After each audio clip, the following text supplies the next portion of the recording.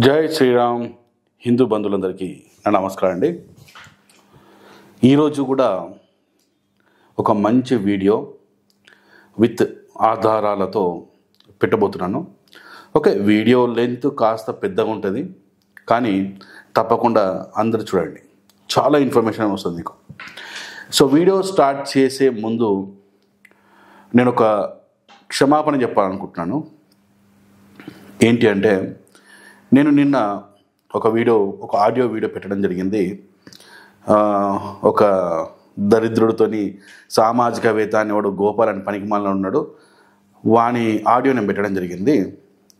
ఆ ఆడియోలో కింద కామెంట్స్ చాలా వచ్చాయి. నాకు ఏంటంటే, ప్రసాద్ అన్న, మీ వీడియోస్ మేము చాలా సీరియస్గా రెగ్యులర్గా వాచ్ అవుతుంటున్నాము, మీ వీడియోస్ లేడీస్ కూడా చూస్తున్నారు, లేడీస్ కూడా ఫాలో అవుతున్నారు, దయచేసి మీరు బూతులు మాట్లాడకండి అని రిక్వెస్ట్ చేయడం జరిగింది.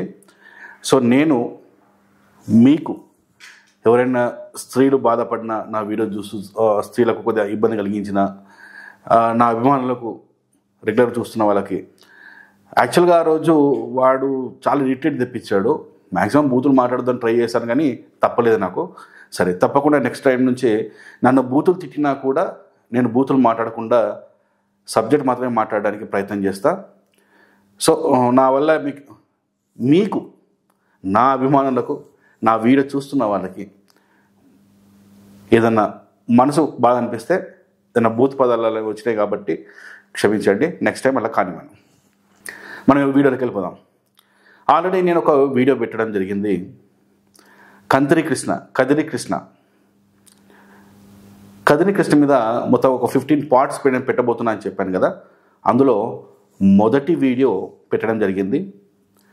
ఇవాళ రెండవ వీడియో పెడుతున్నాను ఆ కదిరి కృష్ణ మీద. పాపం ఈ అంబేద్కరిస్టులు, ముఖ్యంగా ఈ స్వయం ప్రకటిత మేధావులుగా ప్రకటించుకోబడ్డ ఈ కదిరి కృష్ణ కావచ్చు, లేకుంటే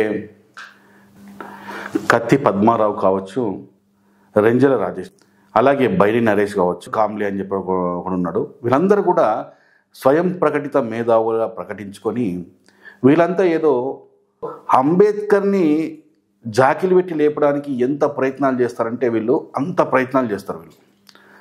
మరి నిజంగా అంబేద్కర్ అంత వాల్యూ ఉందా అనేది ఈ సెకండ్ పార్ట్లో కదిరి కృష్ణ ఏ విధంగా అంబేద్కర్ని జాకిలు పెట్టి లేపుతున్నాడో దానికి అసలైన ఆధారాలతో నేను వానికి కౌంటర్ ఇవ్వడం జరిగింది. ఒకసారి మనం ఈ వీడియోని స్టార్ట్ చేద్దామా. ఓకే, ఫస్ట్ ఈ కదిరి కృష్ణ ఏం మాట్లాడుతున్నాడో వీడియో చూద్దాం ఒకసారి. అంబేద్కర్ మాట్లాడి అయిపోయింది, కాన్ఫరెన్స్ అయిపోయింది, first round table conference 1930 November 12వ తారీఖున స్టార్ట్ అయింది. అర్ధరాత్రి లేపి డోర్ కొడితే ఫస్ట్ రౌండ్ టేబుల్ ఎప్పుడు స్టార్ట్ అయిందంటే, నువ్వు బైబిల్ ఎట్లా చెప్తావో ఇది కూడా అలా చెప్పాలా. 1930 నవంబర్ 12వ తారీఖున లండన్లో స్టార్ట్ అయింది. దీన్ని ప్రారంభించిన వాడు జార్జ్ 5 అనేటటువంటి రాకుమారుడు. జార్జ్ 5 చూడండి, ఫస్ట్ రౌండ్ టేబుల్ సమావేశాల గురించి ఇక్కడ మాట్లాడుతున్నాడు. ఈ ఫస్ట్ రౌండ్ టేబుల్ సమావేశాల్లో అంబేద్కర్ ఏం చేశాడు అనేదానికి ఎట్లా జాకిలు పెట్టి లేపుతారో చూడండి. ఇప్పుడు వీడు ఏమంటున్నాడు, మీరు నిద్రలో ఉన్నా సరే, మీరు నిద్రలో సరే లేపి అడగగానే బైబిల్లో నుంచి ఏ విధంగా అయితే మీరు విషయాలు చెప్తారో, అలాగే రౌండ్ టేబుల్ సమావేశం మొదటి సమావేశం ఏ సంవత్సరం జరిగింది అనేది కూడా మీరు అలా టక్కున చెప్పాలి అని చెప్తున్నాడు వీడు యాక్చువల్గా వీడు ఒక క్రిస్టియన్, ఈయన భార్య ఒక క్రిస్టియన్, వీళ్ళ నాన్న కూడా ఒక క్రిస్టియన్. వీళ్ళందరూ కూడా ఆల్రెడీ నా ఇంటర్వ్యూస్లో ఇంతకుముందే చెప్పాడు స్పష్టంగా, నేను క్రిస్టియన్ ఫ్యామిలీకి సంబంధించిన వాడిని అని చెప్పేసి. అంటే చూడండి, వీళ్ళకు మతం మారి క్రైస్తవ మతంలోకి పోయినా కూడా మేము ఇంకా క్రిస్టియన్లమే అని చెప్పుకుని హిందువులము అని రిలీజియన్ అని, ఇప్పుడు క్యాస్ట్ సర్టిఫికేట్ ఏమైనా ఉంటుంది, రిలీజియన్ హిందూ అని ఉంటుంది, క్యాస్ట్ ఏమైనా ఉంటుంది ఎస్సీ అని ఉంటుంది. కానీ వీడికి పోయింది ఎక్కడ, రిలీజియను క్రిస్టియన్ మతంలో పోతాడు. కానీ వీడు మళ్ళీ ఏం చెప్తాడు, అంబేద్కర్కి క్రిస్టియన్ మతానికి మీరు ఇట్లా టక్మని చెప్పాలి. అసలు అంబేద్కర్కి క్రిస్టియన్ మతానికి సంబంధం ఏంది? అంబేద్కర్ ఏ రోజైనా మీరు నా దళితులు, నా ఎస్సీ వర్గము క్రైస్తవ మతంలోకి, ఇస్లాం మతంలోకి వెళ్ళండి అని చెప్పిండా? ఈ రోజైనా చెప్పాడా? అరే కంత్రి కృష్ణ, నువ్వు ఏం చెప్పాలి అసలు యాక్చువల్గా? అంబేద్కరు క్రైస్తవ మతంలోకి పోవద్దు, ఇస్లాం మతంలోకి పోవద్దు, బౌద్ధ మతంలోకి మతం మారమన్నాడు అని చెప్పాలా నువ్వు అక్కడ పోయి ఏదో క్రైస్తవులకు అంటే దళితులు ఎస్సీ వర్గం నుంచి క్రైస్తవ మతంలో పోయిన వాళ్ళకు అంబేద్కర్ యొక్క లింకు పెడుతూ వీటి చెప్తున్న విధానం చూడండి ఎలా ఉందో. అసలు నేను ఒక్కడే చెప్తున్నారా కంత్రి, అంబేద్కర్ క్రైస్తవ మతంలో దళితుల్ని క్రైస్తవ మతంలో బొమ్మనెక్కడని చెప్పాడా? ఉంటే ఒక ఆధారం చూపించరా. నువ్వు చూపించలే అనుకో కంత్రిగా, నీ అంత డబ్బాగాడు ఇంకోటి లేడరా.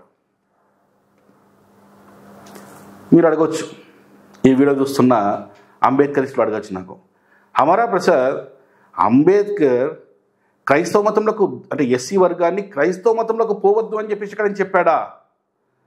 దమ్ముంటే రిఫరెన్స్ చూపించు అని చెప్పి మీరు కూడా అడగచ్చు. ఎస్, ఖచ్చితంగా నాకు రిఫరెన్స్ అడగండి. రిఫరెన్స్ అడగకపోతే మీకే నష్టం. ఇలాంటి కంత్రిగాళ్ళు రిఫరెన్స్లు ఉండయి, వాడి నోటికి వచ్చింది చెప్తాడు. కానీ హమారా ప్రసాద్ విత్ రిఫరెన్స్. ఒకసారి రిఫరెన్స్ చూద్దామా మనం? చూడండి, అంబేద్కర్ రైటింగ్ అండ్ స్పీచెస్ అనే వాల్యూము ఇంగ్లీష్ వాల్యూమ్స్ 17 ఉన్నాయి, 17 ఉన్నాయి. 17లో లాస్ట్ వాల్యూమ్ అయిన 17లో 17లో మళ్ళా 3 పార్ట్స్ ఉన్నాయి. అంటే volume 17 part 1, volume 17 part 2, volume 17 part 3 అని చెప్పేసి వాల్యూమ్స్ ఉన్నాయి. ఆ వాల్యూమ్స్లో పార్ట్ 3 17 వాల్యూమ్ పార్ట్ 3లో పేజ్ నంబర్ 105 ఏమన్నాడో అంబేద్కర్ ఒకసారి చూద్దాం మనం. స్క్రీన్ మీద దీనికి సంబంధించిన రిఫరెన్స్తో సహా ఏమన్నాడో అంబేద్కర్ ఏమన్నాడో నేను అక్కడ పెడుతున్నాను, చూడండి ఒకసారి మీరు. ఇది పేజ్ నంబర్ 105. ఇందులో అంబేద్కర్ స్పష్టంగా చెప్తున్నాడు చూడండి, I do not promote Islam or Christian religions to anybody. నేను అంబేద్కర్ చెప్తున్నాను, నేను క్రిస్టియన్ మతం గురించి కానీ ఇస్లాం మతం గురించి కానీ నేను ప్రచారం చెయ్యను, ఎవరికి చెయ్యను. If anybody with his own responsibility promote Islam or Christian or any other religion, అంటే ఒకవేళ అంటే అక్కడ జరుగుతున్న మీటింగ్ ఏంటంటే కొంతమంది నాయకులతో జరుగుతుందన్నమాట. ఆ నాయకులతో జరుగుతున్నప్పుడు నేనైతే చెయ్యను, ఒకవేళ మీరు కనుక ఎవరన్నా చేస్తే అది మీ రెస్పాన్సిబిలిటీ అని చెప్తున్నాడు. మీ రెస్పాన్సిబిలిటీ, నేను చేయట్లేదు అని చెప్తున్నాడు. ఒక భయంకరమైన వర్డ్ వాడిండు ఇక్కడ అంబేద్కర్, ఒక చాలా చాలా భయంకరమైన ఒక పదాన్ని వాడిండు. ఆ పదం మీద చూడండి, he will be cheated for which I shall not be responsible. Cheated, ఎవడైతే క్రిస్టియన్ మతంలో ఎస్సీ వర్గాన్ని క్రిస్టియన్ మతంలోకి వెళ్ళమని ముస్లిం ఇస్లాం మతంలోకి పొమ్మని ఎవడైతే ప్రోత్సహిస్తాడో ప్రచారం చేస్తాడో ఆ మతాల గురించి, వాడు చీటర్. ఆ చీటర్ చేతిలో చీటింగ్ చేయబడ్డ మీరు, మోసపోయిన మీరు మోసపోతే నా రెస్పాన్సిబిలిటీ కాదు అని చెప్పి అంబేద్కర్ స్వయంగా చెప్తున్న మాటలు. అరే కంత్రిగా, నువ్వు అక్కడ మీటింగ్ క్రిస్టియన్ మీటింగ్ అది, ఆ మీటింగ్లో నువ్వు చెప్పాల్సింది ఏంది? అరే మీరు అంత ఎస్సీలు రా, మీరు హిందూ మతం నుంచి వచ్చిన వాళ్ళు, మీరు రావాల్సింది ఇక్కడికి కాదు బుద్ధిజంలోకి పోవాలి. ఇమ్మీడియట్గా అంబేద్కర్ చెప్పినట్టు బుద్ధిజంలోకి పోండిరా అని చెప్పాలను. బైబిల్లో ఏ విషయాలు అయితే తక్కువ లేపగానే బైబిల్లో ఏ విషయాలు అయితే చెప్తారో ఆ విధంగా అంబేద్కర్ గురించి చెప్పమంటారేమ్రా? అసలు అంబేద్కర్కి క్రిస్టియన్ మతానికి సంబంధం ఏంది? అసలు ఆ మతమే వద్దు అని చెప్తున్నాడు. ఎప్పుడైతే క్రిస్టియను ఇతర మతాల్లోకి అంటే విదేశీ మతాలు ఏవైతే ఉన్నాయో ఆ మతాల్లోకి నువ్వు ఎప్పుడైతే పోతావో నీకు జాతీయ భావన, ఈ దేశం నాది అనే భావన ఏదైతే ఉందో అది నువ్వు కోల్పోతావు. ఈ జాతీయ జెండాను గౌరవించవు, జాతీయ గీతాన్ని గౌరవించవు, భారత మాతను గౌరవించవు. ఇది నాకు చెప్తుండేనా? దాని గురించి చెప్పురా కంత్రిగా. సరే, నెక్స్ట్ ఏం చెప్తాడు చూద్దాం.